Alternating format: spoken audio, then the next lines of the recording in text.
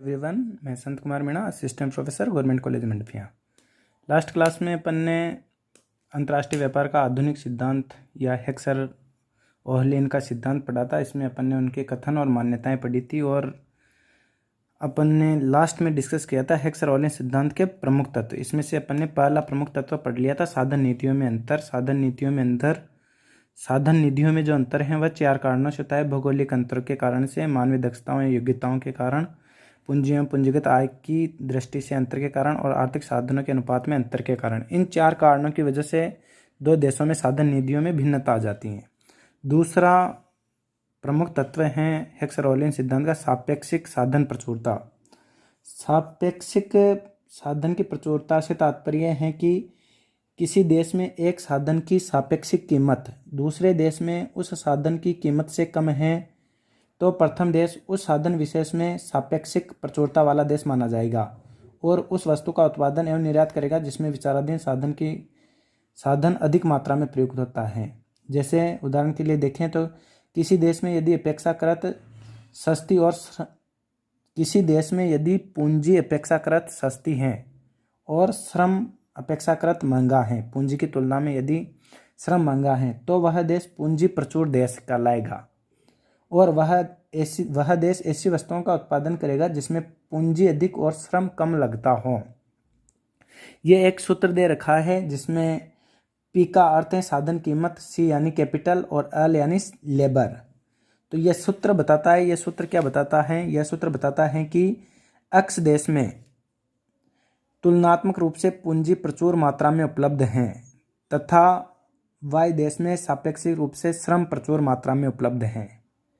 यह देश ये बताता है कि एक्स देश में तो पूंजी प्रचुर देश है एक्स और जो वाई देश है यह श्रम प्रधान देश है या श्रम प्रचुर देश है क्योंकि इसमें श्रम अत्यधिक मात्रा में है। वाई जो देश है इसमें श्रम अत्यधिक मात्रा में उपलब्ध है। दूसरा आधार है इसको मापने का भौतिक आधार। भौतिक आधार से क्या तात्पर्य है? इस आधार पर एक देश की सापेक्षिक प्रचुरता ज्ञात करने के लिए साधनों के भौतिक अनुपातों से तुलना की जाती है। यदि एक देश में श्रम की तुलना में पूंजी का अनुपात अधिक है तो वह देश पूंजी प्रचुर देश कहलाएगा। यदि श्रम की तुलना में पूंजी का अनुपात अधिक है, दोनों के मध्य अनुपात ज्ञात किया जाता है। ये एक सूत्र है C/L x, ये चिन्ह ग्रेटर देन का, और C/L y। यहाँ x देश पूंजी श्रम के भौतिक अनुपात के आधार पर पूंजी प्रचुर देश है।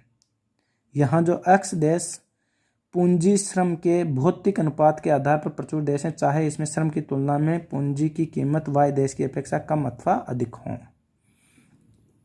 तीसरा इसका, तो ये 2 आधार हैं, इन 2 आधारों पे अपन कैलकुलेट उनकी साधन की जो प्रचुरता है उनको कैलकुलेट कर सकते हैं।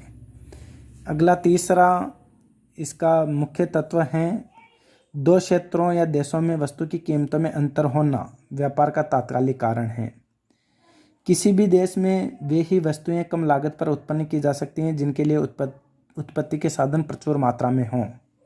इसी कारण से उस देश को इन वस्तुओं के उत्पादन में अपेक्षाकृत तुलनात्मक लाभ प्राप्त होता है जो अंततः विशिष्टीकरण और व्यापार को जन्म देता है। ओहलिन के शब्दों में अंतर्राष्ट्रीय व्यापार का तात्कालिक कारण यह है कि क्षेत्रों में वस्तु कीमतों में असमानता रहती है और यह असमानता उन क्षेत्रों में उत्पादन के साधनों की पूर्ति संबंधी भिन्नताओं के कारण उत्पन्न होती है। चौथा कारण है विदेशी व्यापार की वस्तुओं का निर्णय। विदेशी वस्तुओं की व्यापार का निर्णय जो है साधनों की सापेक्षिक पूर्ति में अंतर के आधार पर आयात निर्यात की जाने वाली वस्तुओं का निर्णय नहीं किया जा सकता क्योंकि साधनों की सापेक्षिक पूर्ति में अंतर होता है। इस बात का निर्णय तभी किया जा सकता है जब एक क्षेत्र में उत्पादित वस्तुओं की कीमतों की तुलना में एक क्षेत्र में उत्पादित वस्तुओं की कीमतों की तुलना दूसरे क्षेत्र में उत्पादित वस्तुओं से करें। तो यह तुलना तभी की जा सकती है जब या तो दोनों क्षेत्रों में समान मुद्रा प्रचलन हो या दोनों देशों में अलग अलग मुद्रा प्रचलन में हो, तभी ये तुलना संभव है। अब बात करें यदि दोनों देशों में समान मुद्रा यदि दोनों देशों में समान मुद्रा समान रूप से हों, मतलब दोनों देशों की मुद्रा एक ही हो, तो ऐसी स्थिति में क्या होगा, यदि दो देश हैं ए और बी, यदि दोनों देशों की एक ही मुद्रा है तो इनके बीच व्यापारिक संबंध भी नहीं है। तो ऐसी स्थिति में प्रत्येक देश में वस्तु की कीमतें उनकी आंतरिक मांग के अनुसार निर्धारित होगी। इंटरनल डिमांड के आधार पर वस्तुओं की कीमतें निर्धारित होगी। परंतु यदि इन दोनों देशों के बीच व्यापार प्रारंभ हो जाता है तो एक क्षेत्र की कीमत पर दूसरे क्षेत्र की मांग का भी प्रभाव पड़ेगा। अपेक्षाकृत सस्ते साधनों द्वारा उत्पादित वस्तु की स्वदेशी मांग के साथ उसकी विदेशी मांग भी जुड़ जाएगी और अपेक्षाकृत महंगे साधन द्वारा उत्पादित वस्तु की स्वदेशी मांग विदेश को चली जाएगी। इस प्रकार पारस्परिक मांग के प्रभाव के कारण सापेक्षिक कीमतों में अंतर उत्पन्न हो जाएगा और दोनों देशों के बीच संतुलन की स्थापना तभी हो सकेगी जब दोनों क्षेत्रों में वस्तुओं के मूल्य एक समान हों। दूसरा बी बिंदु है, जब दोनों क्षेत्रों में या दोनों देशों में मुद्रा भिन्न भिन्न हों। तो इस स्थिति में क्या होता है, जब दो क्षेत्रों में मुद्राएं भिन्न भिन्न प्रचलन में होती हैं तो इस बात की जानकारी करने के लिए कि एक क्षेत्र में उत्पत्ति का साधन दूसरे क्षेत्र की तुलना में सस्ता है या नहीं, उन दोनों देशों के क्षेत्रों की मुद्राओं के बीच विनिमय दर स्थापित करना आवश्यक हो जाता है। ओहलिन कहते हैं कि विनिमय दर निर्धारित हो जाने के पश्चात कीमतों में सापेक्षिक अंतर निरपेक्ष अंतर में परिवर्तित हो जाते हैं। मतलब विनिमय दर निर्धारित करेंगे और विनिमय दर के माध्यम से आसानी से यह पता कर सकते हैं कि कौन से साधन किस देश में सस्ते और किस देश में महंगे होते हैं। ये विनिमय दर के द्वारा कैलकुलेट किया जा सकता है। अगला मुख्य तत्व है पारस्परिक मांग द्वारा विनिमय दर अंतर क्षेत्रीय व्यापार का निर्धारण। विनिमय दर के द्वारा यह तो कैलकुलेट किया जा सकता है कि किस देश में साधन सस्ते हैं और किस देश में साधन महंगे हैं, किंतु यहाँ यह बात ध्यान रखने योग्य है कि विनिमय दर स्वयं किसी साधन विशेष के सस्ते या महंगे होने के आधार पर निर्धारित नहीं होती, बल्कि विनिमय दर का निर्धारण विदेशी मुद्रा की मांग और पूर्ति की पारस्परिक शक्तियों के द्वारा निर्धारित होती है। ठीक उसी प्रकार जैसे किसी साधन की कीमत के निर्धारण उसकी मांग और पूर्ति की पारस्परिक शक्तियों के द्वारा होती है। ये यहाँ ध्यान रखने योग्य वाली बात है। अगला पॉइंट है विदेशी व्यापार द्वारा साधनों की कीमतों में समानता को प्रोत्साहन। जब एक क्षेत्र का व्यापार दूसरे क्षेत्र के साथ होने लगता है तो उन क्षेत्रों के साधनों की कीमतों में समान होने की प्रवृत्ति परिलक्षित होने लगती है, दिखाई देने लगती है। ओहलिन का मानना है कि विदेशी व्यापार सापेक्षिक रूप से प्रचुर साधनों की कीमतों में वृद्धि और दुर्लभ साधनों की कीमतों में कमी के द्वारा उनमें समानता की प्रवृत्ति को प्रोत्साहित करता है। ये ओहलिन मानते थे।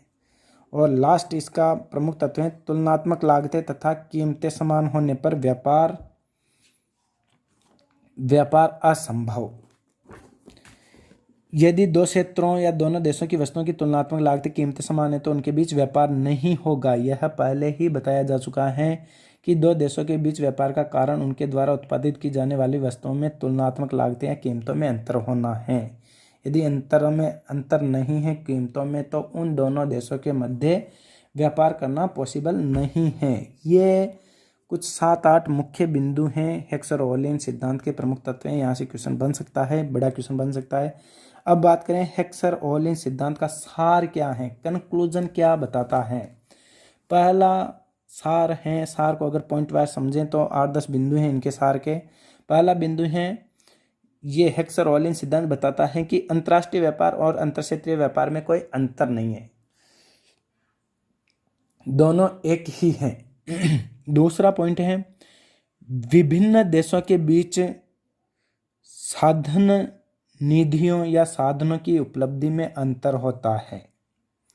तीसरा बिंदु विभिन्न देशों के बीच साधन निधियों में पाए जाने वाला अंतर ही अंतर्राष्ट्रीय व्यापार का कारण है कि इन साधन निधियों में अंतर होता है, इसी वजह से अंतर्राष्ट्रीय व्यापार होता है जो उत्पादन की तुलनात्मक लागतों के अंतर के रूप में प्रतिबिंबित होता है, दिखाई देता है।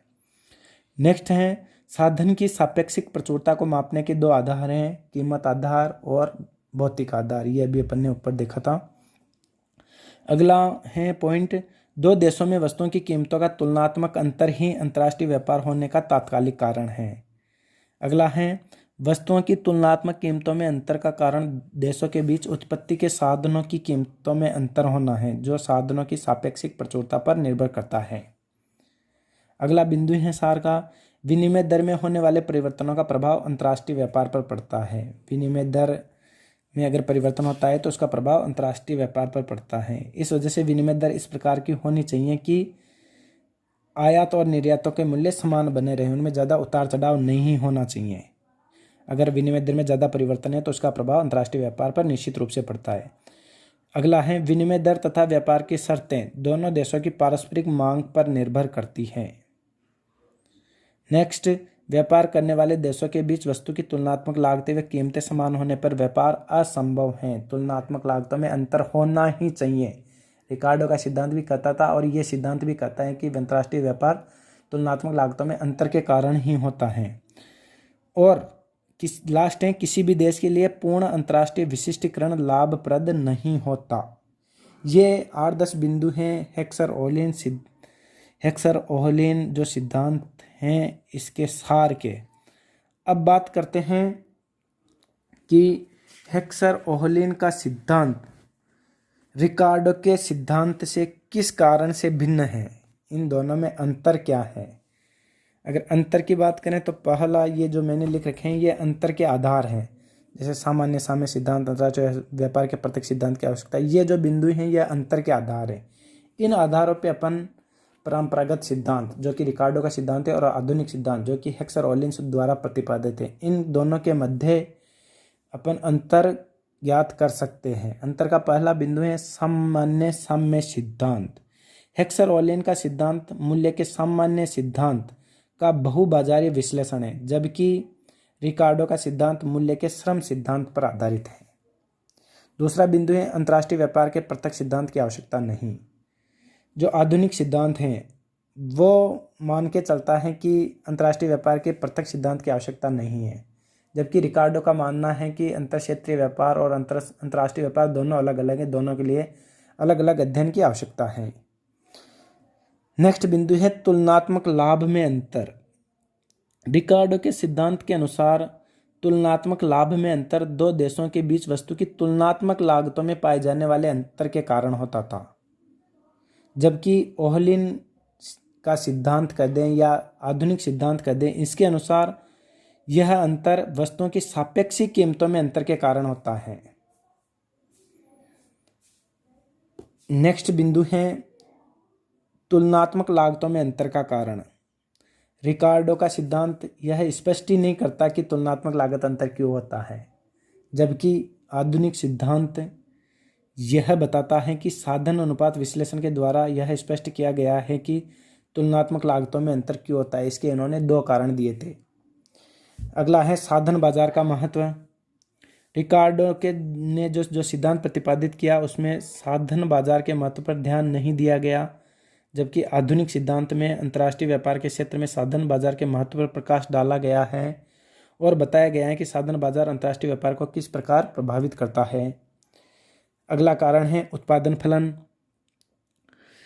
रिकार्डो के सिद्धांत के अनुसार तुलनात्मक लाभ विभिन्न देशों में उत्पादन फलन में भिन्नता के द्वारा निर्धारित होता है, यानी उत्पादन फलन में भिन्नता होती है, जबकि आधुनिक सिद्धांत में उत्पादन फलन में समानता के द्वारा निर्धारित होती है। उत्पादन फलन में समानता होती है या समानता दिखाई देती है। कि अगला बिंदु है कीमत समानीकरण। कीमत समानीकरण जो आधुनिक सिद्धांत है यह स्पष्ट करता है कि अंतर्राष्ट्रीय व्यापार के कारण विभिन्न देशों के बीच साधनों की कीमत में समानीकरण की प्रवृत्ति पाई जाती है, जबकि रिकार्डो का सिद्धांत इस ओर कोई ध्यान नहीं देता। और लास्ट पॉइंट है स्थान तत्व।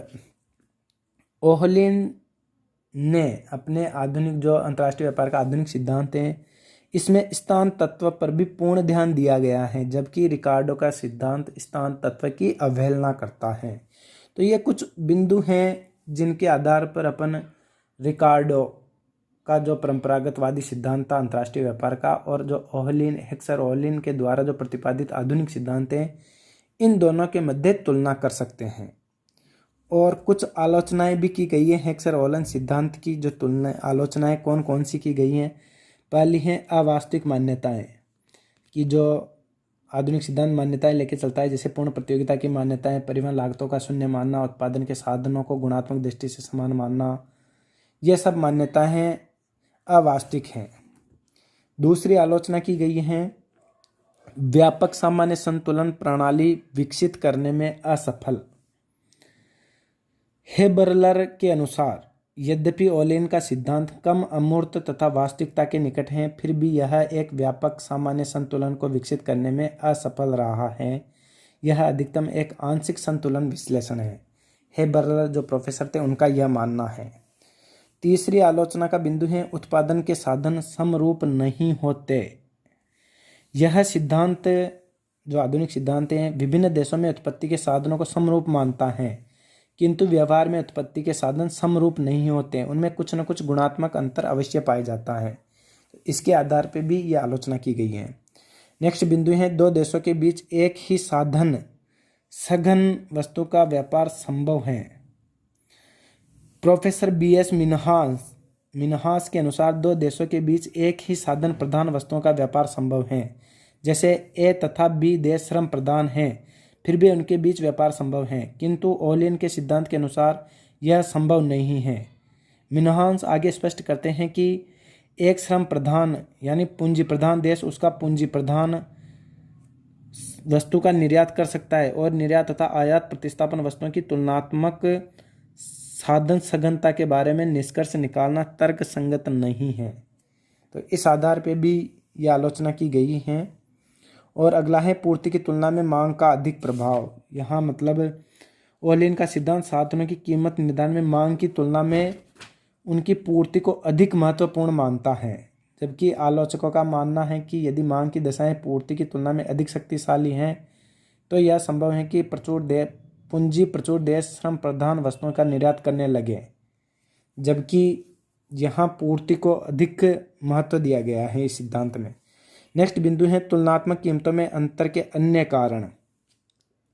दो देशों में वस्तु की सापेक्षिक कीमतों में अंतर उनमें पाए जाने वाले साधनों की उपलब्धि में अंतर के अलावा अन्य कारणों की वजह से भी हो सकता है, जैसे साधनों की गुणात्मक भिन्नता, उत्पादन तकनीक में अंतर, उपभोक्ताओं की रुचि पसंदगी आदि में अंतर। ओलियन ने भी इस बात को स्वीकार किया था।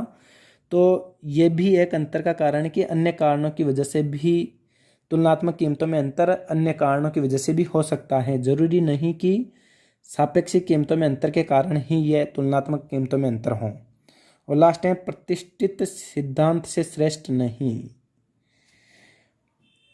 हेबरलर प्रोफेसर थे, उन्होंने बताया कि ओलियन का सिद्धांत रिकार्डो के सिद्धांत से श्रेष्ठ नहीं है, क्योंकि इन दोनों में मौलिक अंतर नहीं है। बेसिकली दोनों एक दूसरे की ही पूरक हैं, कोई एक दूसरे से अधिक श्रेष्ठ नहीं है, दोनों में इतना मौलिक अंतर नहीं है। इस वजह से भी उन्होंने कहा है बर्लिन ने कि प्रतिष्ठित सिद्धांत से श्रेष्ठ नहीं है। और इस सिद्धांत में आय वितरण के अंतर की अनदेखी की गई है। तो ये कुछ पॉइंट्स हैं जिनके आधार पे इस सिद्धांत की आलोचना की गई है। हालांकि यह प्रतिष्ठित सिद्धांत से काफ़ी श्रेष्ठ और आधुनिक सिद्धांत की संज्ञा दी जाती है। इसको हेक्सर ओलियन के सिद्धांत को अंतर्राष्ट्रीय व्यापार का आधुनिक सिद्धांत माना जाता है, लेकिन फिर भी इन बिंदुओं के आधार पर आलोचना की जा सकती है। धन्यवाद।